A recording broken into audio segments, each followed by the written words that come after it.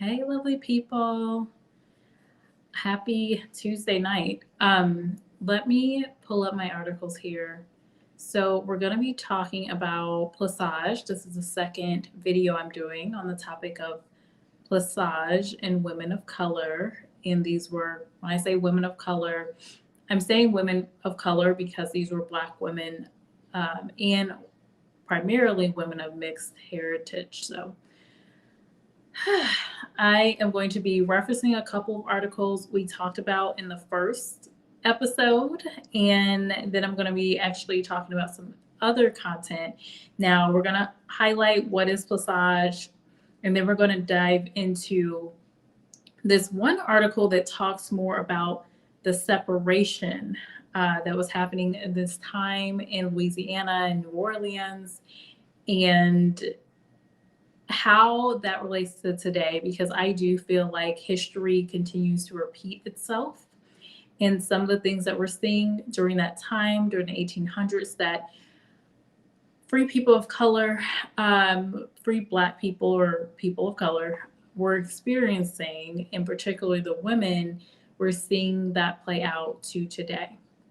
So, the first thing I just want to note is that Plaçage is a term that is French. So this is a French word. And it means an extra legal system where European men would enter into these civil unions or left-handed marriages, or what they were called, with Black women and mixed race women of African and European descent. Just 1 second.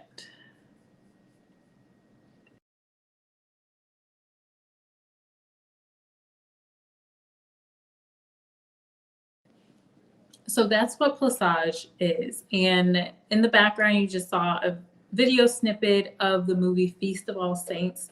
This was a movie that starred Bianca Lawson, Jennifer Beals, and a bunch of well-known actors, I would say, of the time. I think it first aired. Actually, I don't know when it first aired, but I saw it years ago, and you can find it on Amazon or you can find it on YouTube as well. But it's a movie that showcases Plaçage and some snippets of free people of color. So, why did African and mixed race women go into these extra legal left-handed marriages with European men? Well, it was because of the beneficial arrangements. So it offered a comfortable lifestyle. It offered them a comfortable lifestyle for not only them, but their children. They would receive a home, a furnished home at that, financial arrangements set up for them and their children, and then money that they could use for different purposes. I don't know if hold on 1 second. Okay. So money that they could use for different purposes. Oftentimes these women would use the money to go into businesses. And hello, Everett, how are you? Okay, so that's the setup for what is Plaçage. If you've never heard of it before, there's some content on it. And Plaçage typically was happening during the, I would say, late 1700s, 1800s, and particularly in New Orleans, Louisiana. And I know there's different pronunciations of New Orleans as well. Okay, so, and Edward, let me know if you can hear me okay. Thanks for being here tonight. So let me pull up this first article. And this one is, let's see. So I'm going to bring up some articles that we saw before. And then I'm also going to bring up some articles that we haven't looked at just yet, but it will talk about the segregation of the free people of color. So even the free people of color during that time, there was a lot of segregation that happened during that time as well. So that's why I say there is kind of this repeating of history that I see. Oh, thank you, Edward, for letting me know. I appreciate that. Okay, so let's start out here. I think this is where I want to be.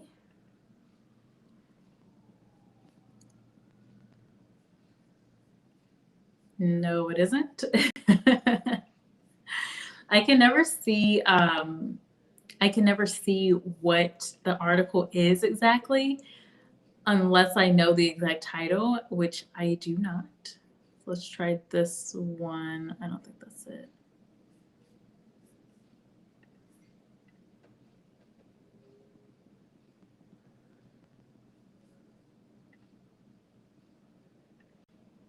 So I'm trying to find this one section that basically highlights everything before we get into the segregation part.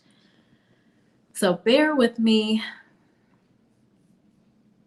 Hey, Amy, how are you?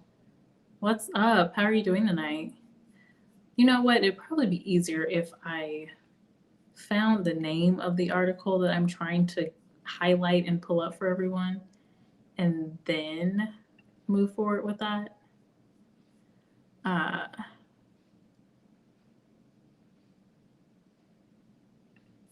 that will probably be easier for me, honestly. Okay, here it is.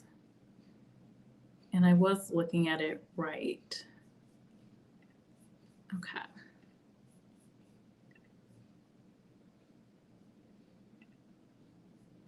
And it's so weird because it says review on JSTOR.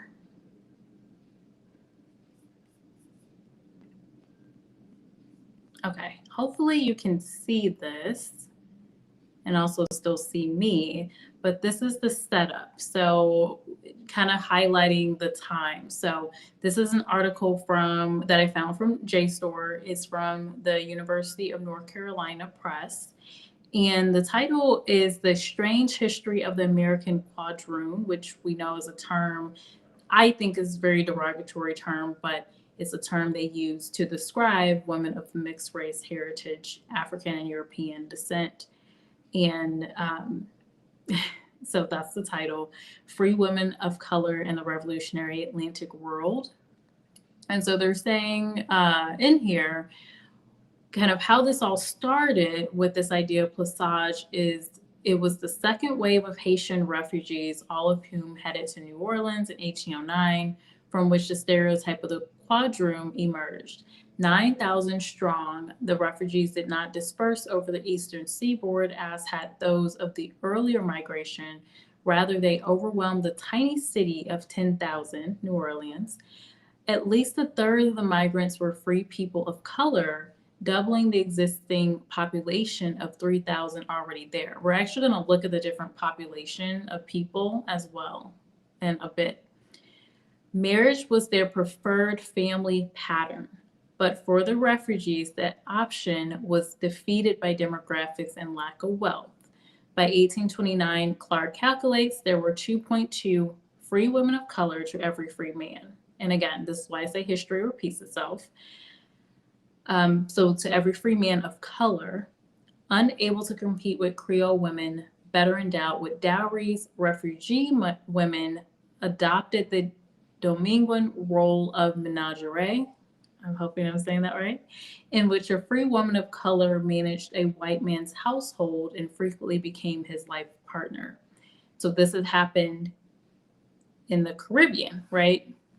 And so they're bringing that thinking, but it evolved. So this was a common family pattern in Saint Domingue, but refugee women were unable to reproduce this system in America. So instead, it nudged many of them towards survival strategies that recapitulated the stereotypes features of seductive mulatress or the mulatto. Reinforced its mythology and transferred primary site from Saint Domingue to New Orleans. So this is where it kind of stemmed from. In the process, the stable contractual role of the menagerie of Saint Domingue devolved to New Orleans' Plaçage, a liaison between a white man and a free woman of color. That was a lifeline of support for the woman, but lasted only until the man found a suitable wife. So this was an arrangement out of a distressful situation. because we know being a woman in the 1800s, you really didn't have many rights. Obviously, you're coming to this country. Do you have any money? So this really was a way for women to build themselves up. And obviously, they're saying they wanted to have a family. So this was the alternative for them. They're also saying that this practice was, Clark, the writer of this book, stresses an improvisational response of the refugee generation. The problem was that the visitors to New Orleans in the 1820s and 1830s, and they're giving an example here, a couple examples, they thought they were observing a long-standing tradition. So some of the mythology came from that. So they knew nothing of the colonial demographics of the city, in which it had been a statistical impossibility for everyone to marry within their racial category. And again, I say history repeats itself because they dealt with that then, we're dealing with it now. They weren't going to go into segregation. They were dealing with it then, we're dealing with it now. It's just, it's like repetition of a lot of things here. So they missed the strategies white fathers had pursued to claim paternity of their mixed race children in sacramental registers to ensure the proper disposition of their inheritances. Again, the reason women of the time went into these type of arrangements was because they could have a family, they could have a comfortable lifestyle for them and their children, furnished home, financial arrangement, and money to start different businesses. So that's where we're coming from as we shift to this other article that's going to be talking about skin color segregation and this practice of blending Afro and European heritage. And also we're going to talk about the golden age for the free people of color. Hey everybody. Hey Frugal Mama. How are you? Hello Smart Aviation. Welcome in here. Hey KB. Showing love. I appreciate the love. And yes, please hit the like button as you're coming in. Please hit the like button. That's how YouTube knows that you are enjoying the content. So I am going to take this one away and I'm going to bring up this next article. And bear with me because you guys know I literally have just tabs. Don't judge me if you're looking at my tabs. It's just honestly nothing interesting. Nothing interesting. It's just a bunch of articles. I even have a history.com article up as well. Okay, so I want to say it's this one. So this is the article where it talks about, let me see if I can make this a little bit bigger. Let me know if you're not able to see. But this is also from the University of North Carolina Press, Segregation of the Free People of Color and the Construction of Race in Antebellum New Orleans. So that's where we're going to. All right. And this one won't be a long one. We're not going to get through 19 pages, but we're going to get to some of the highlights. So this is where I want to hone in.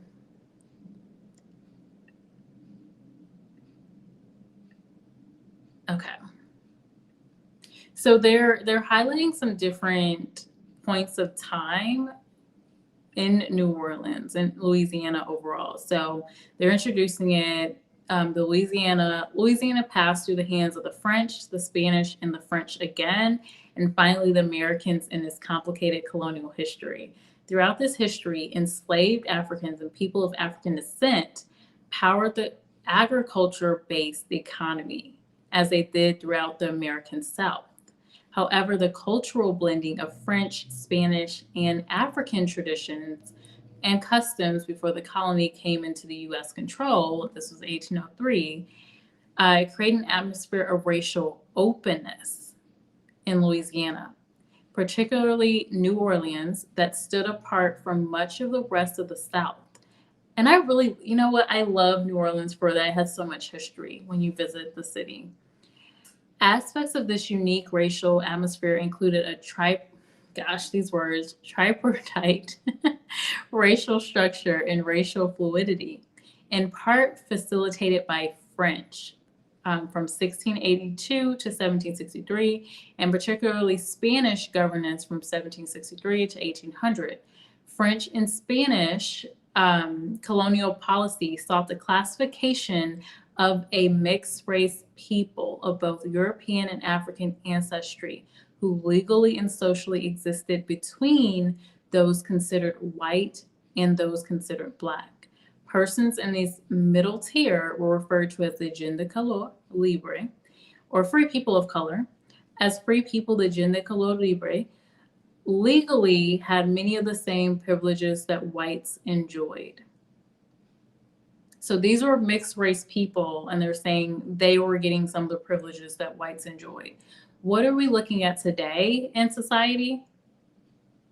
When you look at like a Meghan Markle, there are certain things that, yes, mixed race people are still enjoying more. Our first president in the United States was not a black man. And people miss this. Barack Obama was a mixed race man.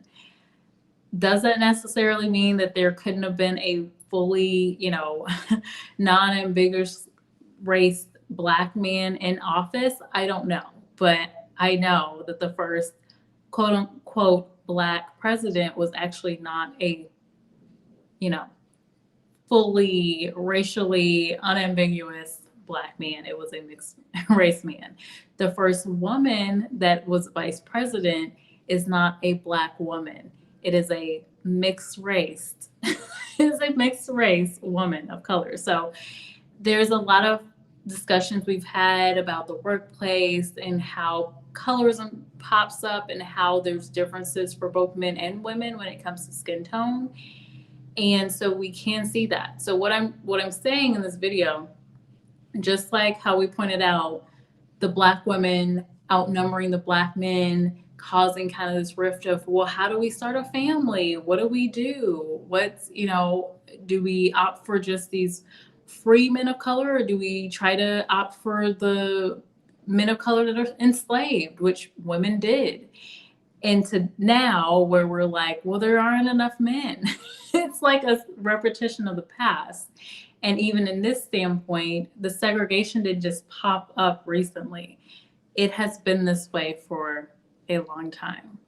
So we're even seeing it in the free people of color outside of the confines of enslaved people. So even with the freedom, we see this privilege that these mixed race people of European and African descent have. So just want to point that out there. And of course, as you know, back it up with the information. Hey, Sharky, how are you? How are you doing? Hey, Winnie's, I haven't seen you in a while. I hope you're doing well. Hello, welcome in. Oh, thank you. I'm doing well, Winnie's. How are you? How are things? I think, is it very early there right now where you are? And remind me where you're at again. I think you're in Singapore, but nice to see you. Oh, my sirens are going off. I don't know what's going on. I feel like I'm in New York right now. I'm not. Okay, so going back to the article though, but that's why I wanted to highlight. That's one of the main things I want to highlight. So this is what they're talking about with the free people of color. The free people of color in New Orleans were famous for their wealth, culture, and education until after 1830, a year that roughly divides a period of relatively elite status from a period of diminished privilege and increasing hostility against free people of color. This research investigates social constructs or constructions of race in New Orleans during the transition from colonial rule to early statehood from 1803 to 1850. In particular, this article examines the segregation of free people of color and the geographic distribution of the institution of Plaçage. And again, they're saying a legally sanctioned mistress relationship between a white man and a free woman of color as markers of the changing construction of race in New Orleans. That sounds really heavy. Again, we're not going to get to too much tonight. I'm going to try to keep this under an hour. It's been about 20 minutes. Okay, so man.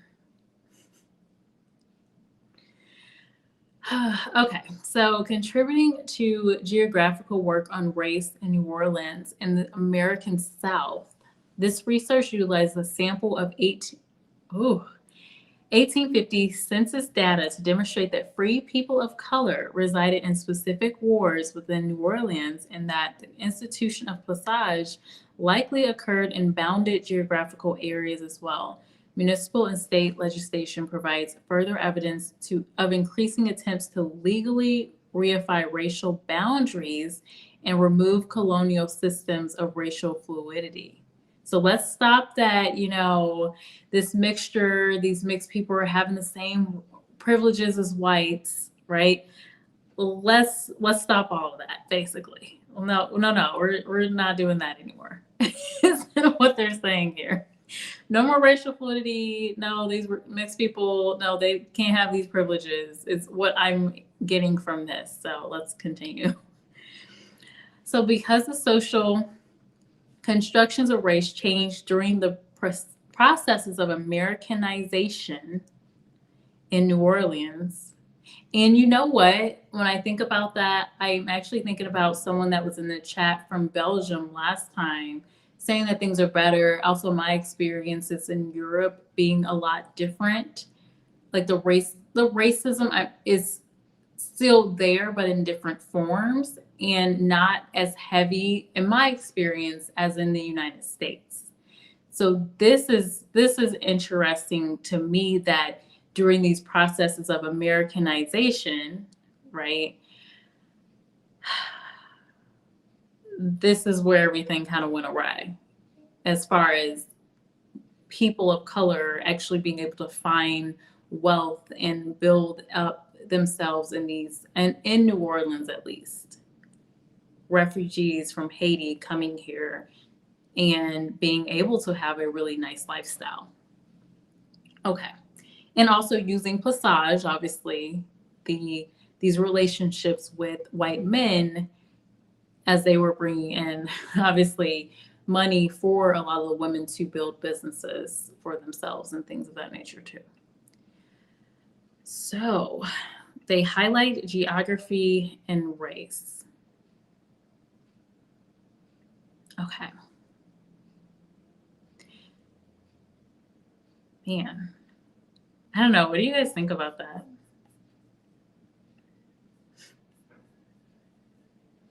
Hi, Anna. Oh, it says yeah, it is. I took it down. I haven't put up my new website. Anna, I sent you a message twice in your chat earlier today, and I put in my email address. I don't know if if YouTube hides it because you can't share an email or what happened. But I do think my email is in my about section though. If you look there, if not, I'll check your section and send you an email. And hello, life is a long thank you. Welcome. Nice to see you. I missed a lot of the comments. Sharky said, just to be fair, though, I think a decent number of white people who voted for Obama didn't know he was biracial. And I could believe that many people of color who voted for him didn't care that he was mixed. I think, here's the thing, Sharky. There's a lot of bias that happens consciously and unconsciously when it comes to people of color. So even in a workplace, someone may not immediately know that a person is mixed race necessarily, but you can recognize a person's skin tone. And so there is visually a difference between Barack Obama as a mixed race man and I'm trying to think of someone, and Idris Elba, for example, who is, from what I can view, an African man. Do you get what I'm saying? So there's visual differences. The same with a Kamala Harris. When you look at Kamala Harris, she's going to look a lot different than me. And she's going to look even more different than me if my hair is not straight. Right? So that's what we're getting into. And even among Black people, it's not like a Black person is going to immediately know every time whether a person is a mixed race heritage in the sense of they have a white parent and a black parent in every single case, just because of the mixture in our society, especially here in the United States.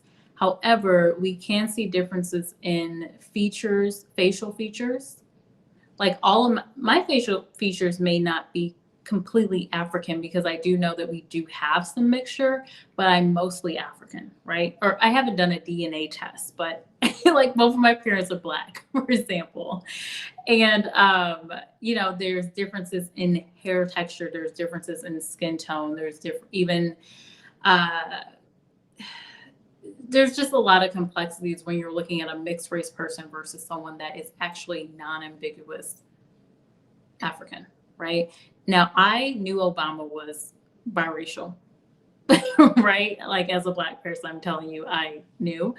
Uh, but that doesn't necessarily take into account. What I'm saying is, I'm pointing out the fact that the first president, quote unquote, black man, was a biracial man. It actually was not an African man, right? Kamala Harris is the first woman vice president, is not an African woman.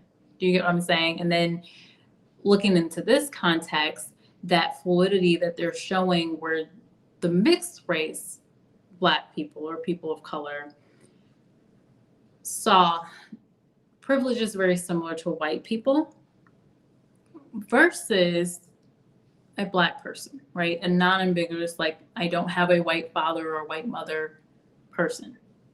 So that's what I'm pointing out. But thank you for adding that. It gave me a chance to talk more about it. I appreciate it. Oh my goodness, 5 a.m. is so early. So early. You haven't? Okay. Oh, thank you for the like. I appreciate you all. I appreciate you being here. It's very interesting. Oh, that's weird. Okay. Well, we'll connect, Anna. No worries. We'll connect. Don't worry about it.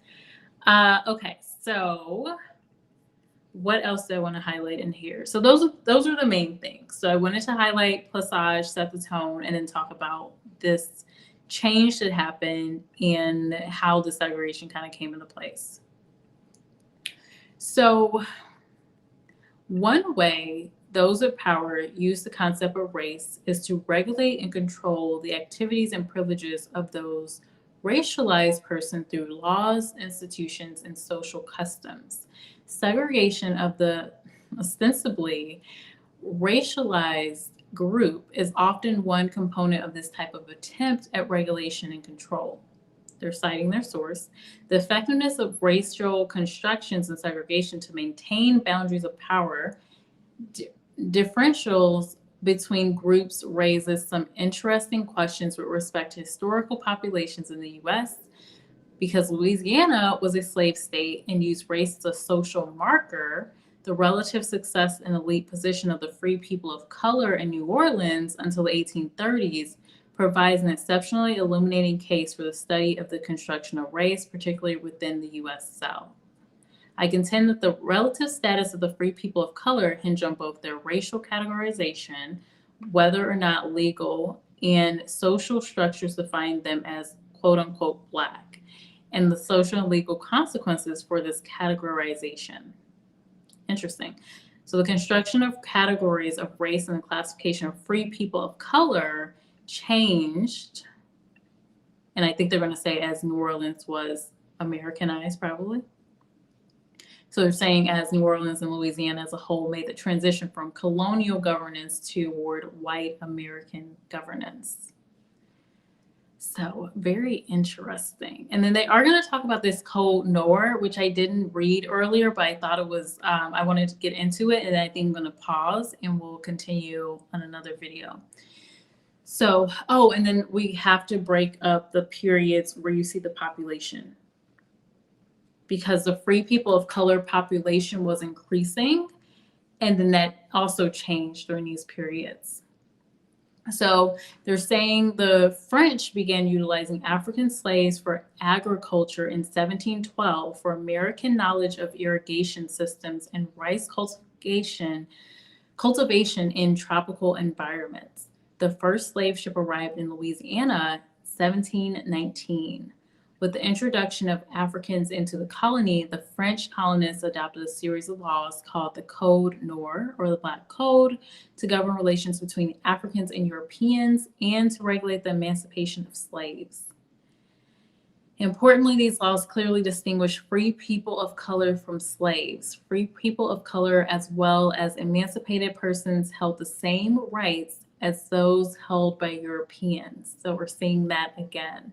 The code listed many ways in which a slave could become free, including earning one's freedom through defending the colony or teaching a master's children.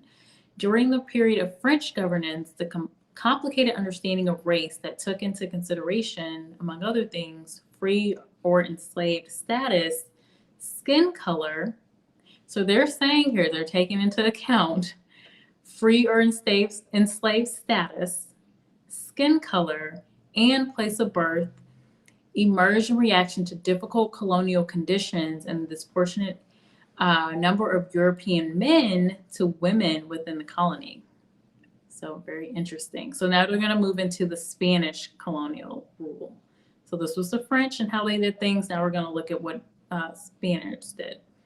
So when the Spanish took control of Louisiana colony, they continued the policies outlined in the Code Noir, but the new governing regime faced an enormous challenge in maintaining the loyalty of the colonists. To prevent insurrection by a growing population of African slaves and to ensure the loyalty of a significant number of people living within the colony, this is to say the free people of color, the Spanish colonial regime developed additional opportunities for the emancipation of slaves in the Code Noir and attempted to create separate social groupings within the free I did read this part earlier. So they attempted to create separate social groupings within the free population of African descent.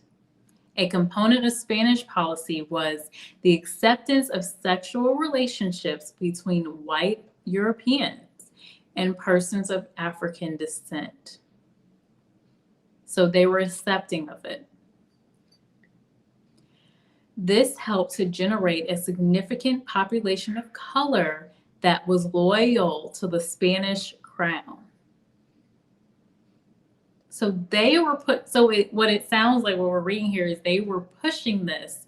What are we seeing today in media? What are some channels on YouTube or even either complaining about this or saying that it's great, but they're pointing out that in media for a while we have seen more of, and part of it I think is inclusion, which I think is great because it's existing in our world.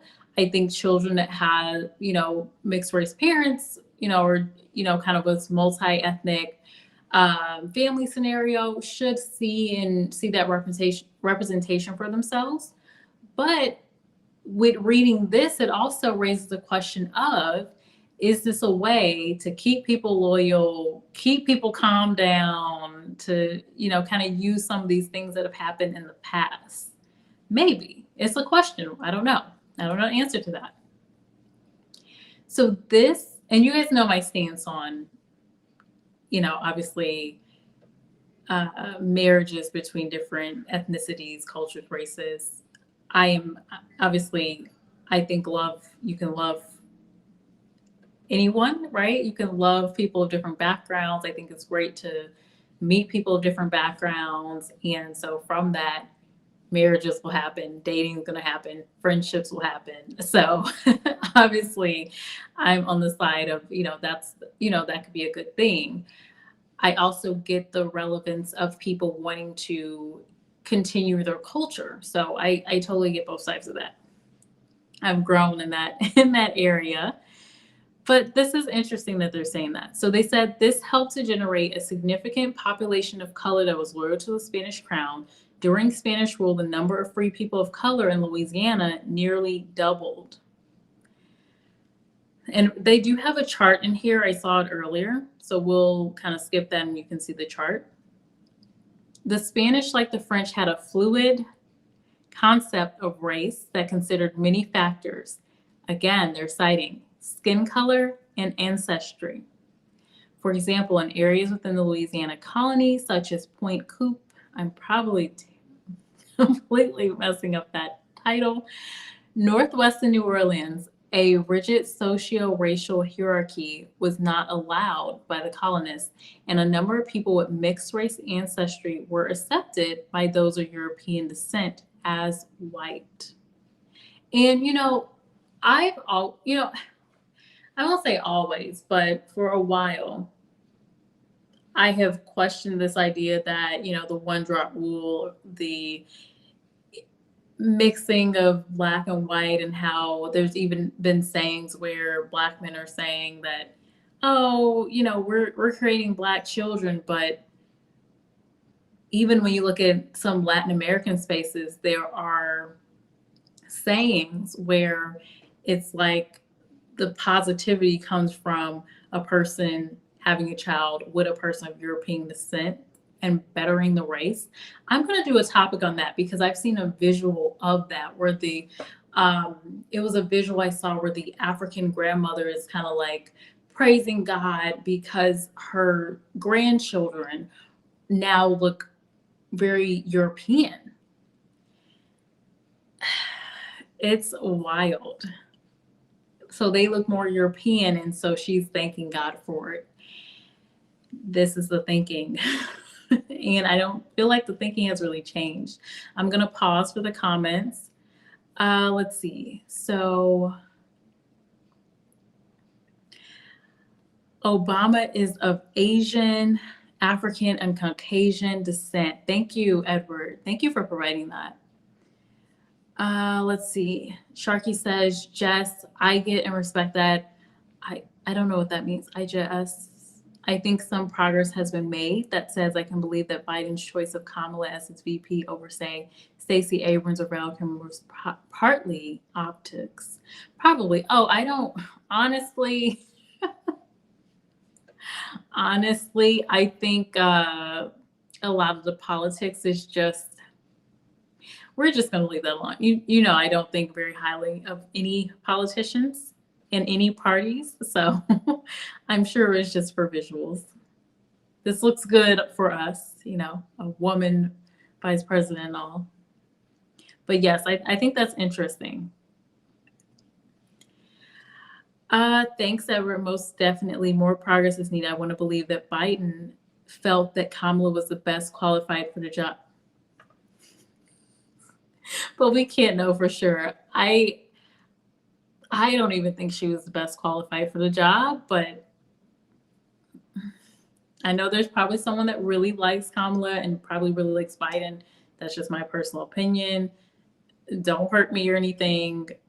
Again, I just see a lot of bad, and I'm very critical of the politicians. Yes, Amy. Yes. I am going to find this image. And I studied Spanish during school. So there's a lot of imagery that I had in books. There's one book that I wish I still had. I sold, how you buy books in college, and then as soon as you get the chance, you're like, let me just get anything for this book because I'm not going to use this book again. I really wish I had kept all of my college books because there's one where we actually studied where there was this comic of, and this was freely, like there was no problem with this. It's crazy.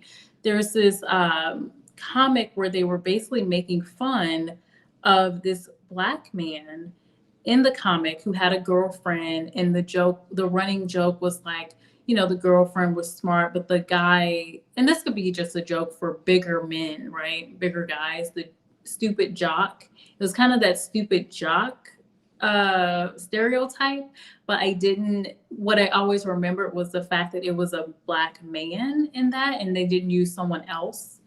And learning some of the history of some of the Latin American spaces too, and their feelings towards Afro-Latinas and Afro-Latinos versus the white Latinas and white Latinos, it really makes you think, right?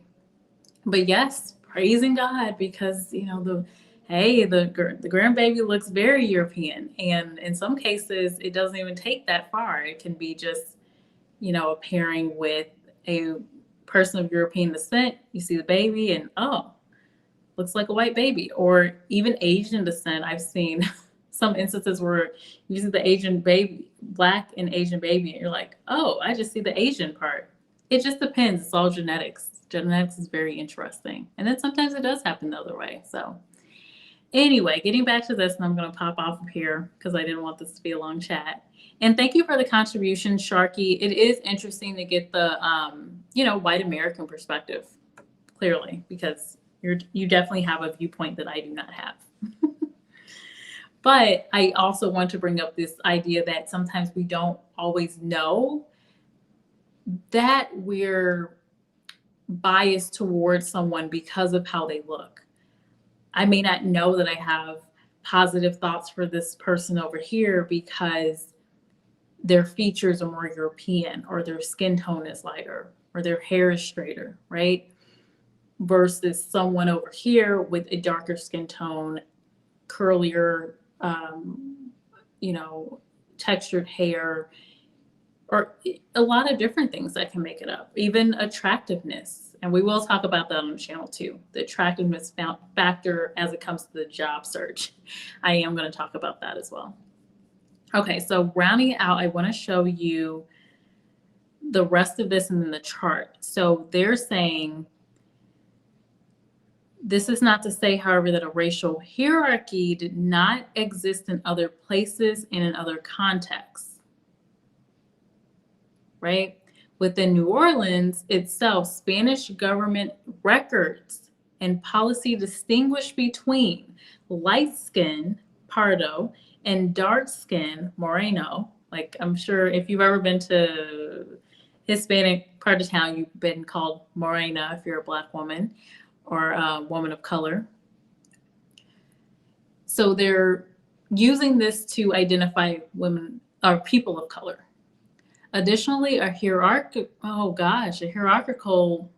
distinction developed between Creole people of color, those born in a colony, and persons born in Africa.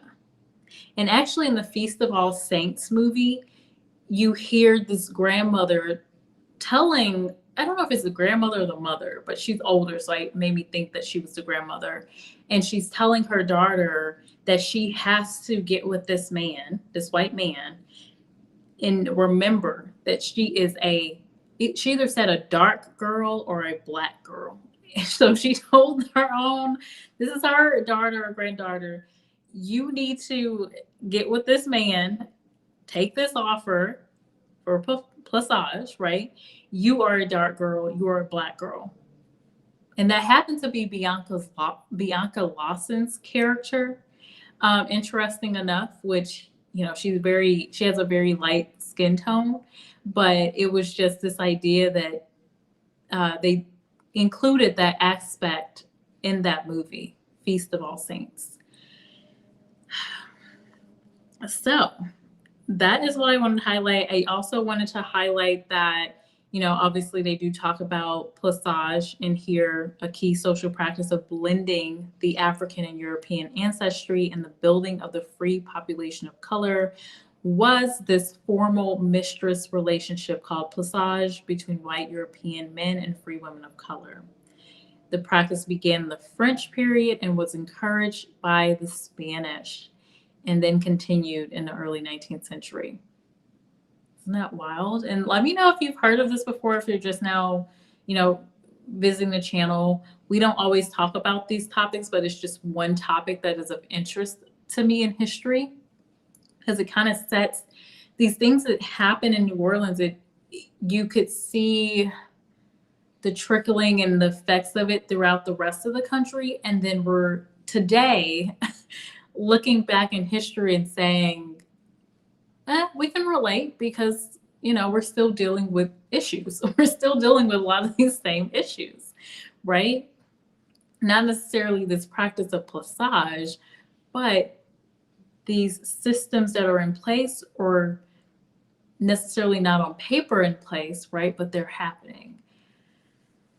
So, something they highlight in here is that historians debate whether most of the men involved in Plaçage relationships also participated in regular marriages with white women. The children produced by I'm just going to say these legal arrangements, were considered natural, lying somewhere in the legal framework between legitimate and illegitimate. Interesting, right? Children of these legal relationships could inherit wealth from their white fathers, which contributed significantly to the growth and financial successes of the free people of color, according to historians. The culturally cherished practice of passage occurred in geographically bounded locations across Rampart Street or in other Creole areas of the city. Very interesting. And then they go into this golden age, right? But then, right when things were thriving, the growth of racism. No, you guys can't have the same rights as white people. This thinking emerges, right? This area becomes more Americanized. And what does Americanized mean, right? And you see this difference, the difference in practices of the French and the Spanish and the white Americans. So let's talk about the golden age. I think the chart actually comes after this. I hope it does. Otherwise, I'll have to kind of dig for it and show it, and then I'll highlight the link. Let me just put the link in the chat real quick. So if you can't see this, you can follow along at least. But this is a lot. Oh, hey, JMJ, welcome in. Hey. You're saying hi to everybody? Thank you for greeting everybody, making everyone feel welcome. Please do hit the like button if you are enjoying the content. I appreciate it. Here is the link if you are interested in seeing that. So we're talking about a lot of topics here. So the golden age of the free people of color. So they're saying the period between 1813 and 1830 is called the golden age for free people of color in Louisiana because it was during this time that their numbers, wealth, and you'll see in the chart how big the population grew, right? Their numbers, population, their wealth, and prestige peaked as a group. In 1830, the free people of color constituted approximately 24% of the total population in New Orleans, up from 17% in 1820 and higher than the 19% it would come to constitute of the total population in 1840. And there are some practices that happen because of that. Furthermore, when Louisiana passed from French to American hands, again, moved from French to American hands, an influx of both whites from elsewhere within the U.S. and immigrants, primarily Irish and German, caused a growth in the white population from 43% of the total population in 1805 to 58% of the total population in 1840. And you know what? This question also makes me think of immigration policies and where people actually come from in the world to the US and the reasons why. I am not knowledgeable about that, but it makes me question, well, why is it such a big deal that, the Haitian people are coming here, more numbers of them are coming here? Is that an issue when there were plenty of policies on a Republican time where Hispanic people were able to come here? It was like a push because of the labor markets and other reasons. Again, in my mind, if you're more knowledgeable on it, please leave me a comment. But it does make me question that when I read this. This influx of American and non-Gallic immigrants caused white and Black Creoles, free people of color, to unite in defense of French or Spanish or Creole culture and language. So it caused everybody to come together, band together to protect their culture. Unity with white Creoles against American intruders. So the people of New Orleans saw this as an intrusion. It also gave the free people of color in New Orleans a measure of social and political power. that helped characterize the first 3 decades of the 19th century of their golden age. The free people of color had accumulated considerable wealth and were famous for their skilled labor. You guys, I just did a video about skills. Everything comes back to skills. Like, if you are skilled in things, you're going to make money. Like, I don't care what you look like. You're pretty, not pretty, black, white, Asian, Hispanic, like, if you have a skill, people are going to come for you because they need that skill. You're going to build wealth because you have a skill and you can build. And then if you know what to do with the money that you're getting and know how to invest it and maybe increase your businesses, then you'll make money. Anyway, just a caveat there. So the free people of color had accumulated considerable wealth and were famous for their skilled labor throughout the city. Free people of color outnumbered whites in percentage of skilled labor. And here's the chart that I was mentioning. And they worked in many professions, including carpentry, cigar making, masonry, shipping, embalming, and hairdressing, nursing, and midwifery. So interesting. And we know that some of the women that participated in Plaçage, they would use their money to go into some of these businesses like hairdressing. I don't know about nursing. That wasn't mentioned in some of the articles I read before, but here we have it here. So they argue that as a percentage of overall city assets, the wealth of the free people of color in New Orleans increased from 14.5% to 1810 to 23.4% in 1840. Reflecting a growth in both numbers and economic power for free people of color.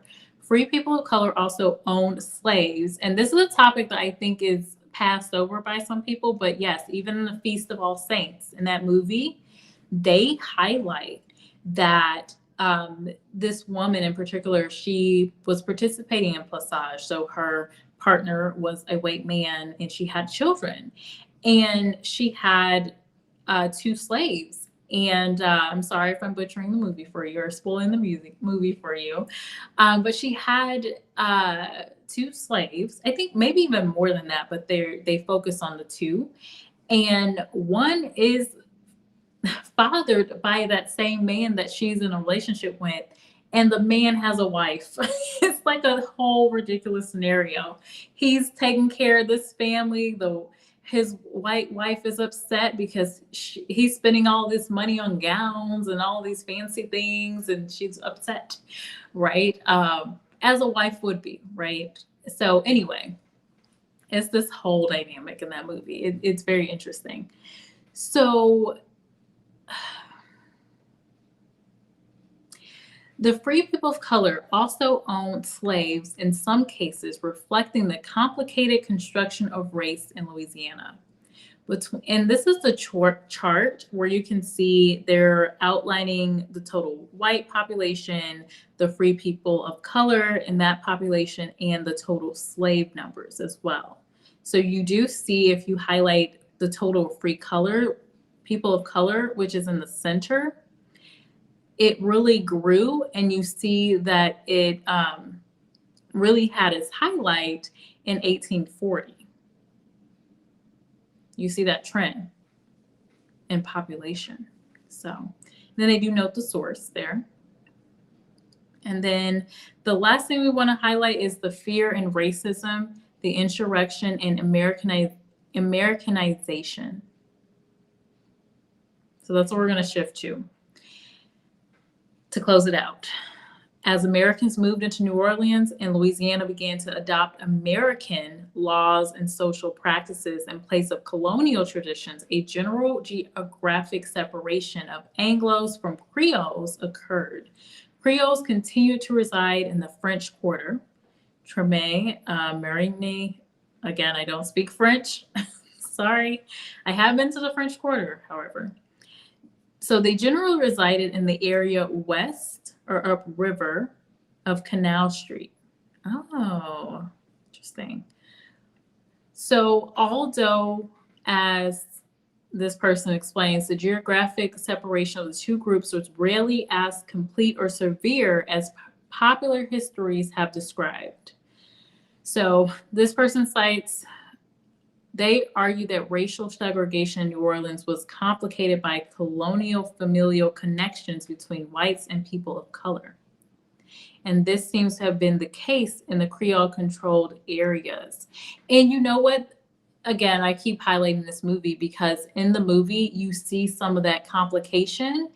Because even with, someone being a Black person or person of color, the white man's family, it was like they're still family. So if you do something to this person, you're going to face the consequences. Very interesting kind of dynamic. Like, this is our family, and like very blurred lines, right? In comparison to the strict lines that were placed when things became Americanized there. So according to another source there, white Americans abhorred, that's a strong word, so they hate it, abhorred many of the colonial racial practices such as Plaçage, considering them immoral, and contributed to the debasement of other human sensibilities as well. And you know that there was a lot of propaganda to make Black African people not human in America. And probably in Europe. I need to do more research there, but definitely here in America. So these political and cultural divisions between the Creoles and the Anglos became so severe that in 1836, the American government divided the city into 3 municipalities. First, the French Quarter and part of the, I'm not even going to say that. Second, the American sector. And third, the Faubourgs Treme and Marigny. The obvious inefficiency of governmental coordination was a sacrifice the people of New Orleans were willing to make in the name of ethnic separatism. The American municipality differed in very significant ways from the Creole municipalities. First, there was a significant income gap between the American and Creole residents in the city, which increased the division of the city into the different municipalities. The first and third municipalities continued to keep their records in French, while the second municipality kept its records in English. In addition, European immigrants, mostly Irish and German, resided near the warehouse district in the second municipality. These groups had no experience with racial mixing and had a stake in differentiating themselves from free people of color in order to compete for jobs, housing, and status as white. Comes back to the money. What else does it make you think of? For me, it makes me think of Tulsa, the thriving Black people in Tulsa. What happens? Oh, we got to end that. Can't have this. They're thriving over there? What? No, we can't have this happening. Let me know if you thought about that too. We might have to talk about that on the channel. So fewer slave owners resided in the American sector of the city, and well-off American residents may have preferred white domestic help. Another source argues that this lack of interracial contact contributed to white preference to live segregated from the free people of color. So before, you see French, Spanish, colonial times, racial fluidity. Oh, laissez-faire, we're just doing our thing here, right? We're living life. We're living the life. We're not going to have all these divides, and you see the division come in. So I'm going to hold it off there. We'll start there when we pick this back up. Let me look at the chat. But this stuff goes deep. Like, I'm not going to be able to, the next time I visit New Orleans, I'm not going to be able to look at the city the same. It's very interesting. So let's see. James, shout out to Skilled People. You are so funny. Thank you. Louisiana Most Def has an interesting history, very cool diversity of cultures. It truly epitomizes the melting pot concept of the U.S. Yes, but what I want to point out is that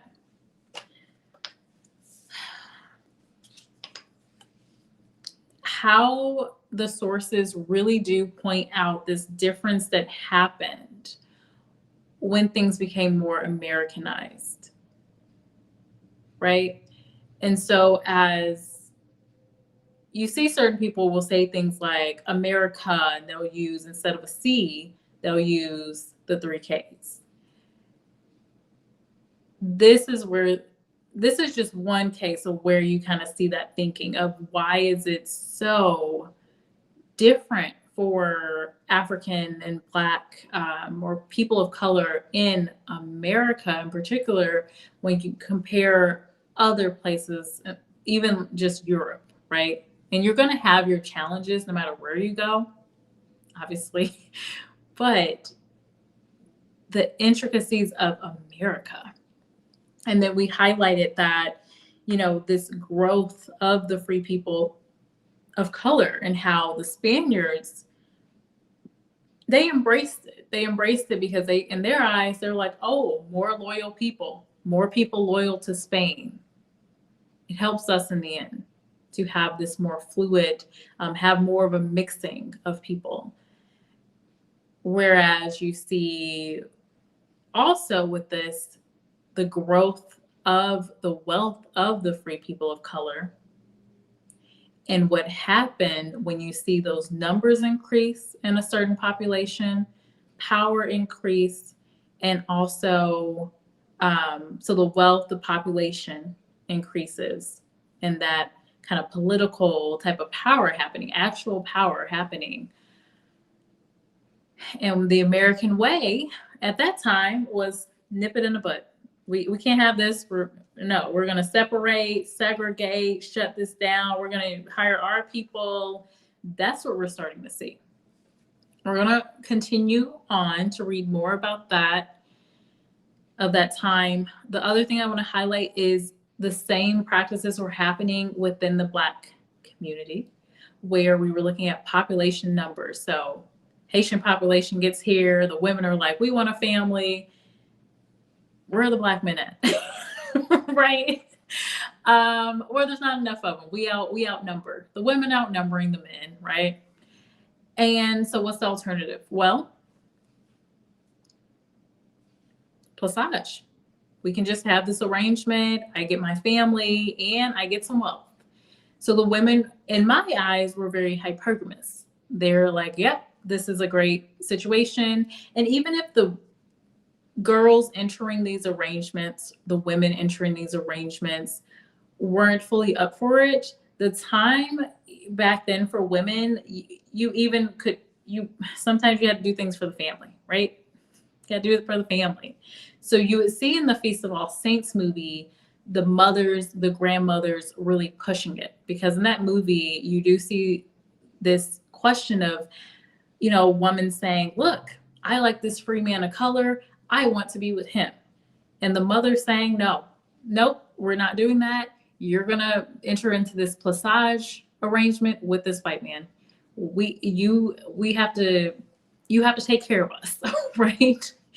And there's this other aspect where the family, the mother is saying to the girl, you have to do this so that we can send your brother, a man of color, to France so he can live a better life. So I'm not finding a lot of information about the free men of color, because I want to understand that more, because it was so important for this woman to have her son in France to have a better life, because it wasn't going to be, in her mind, there was nothing that he could do there.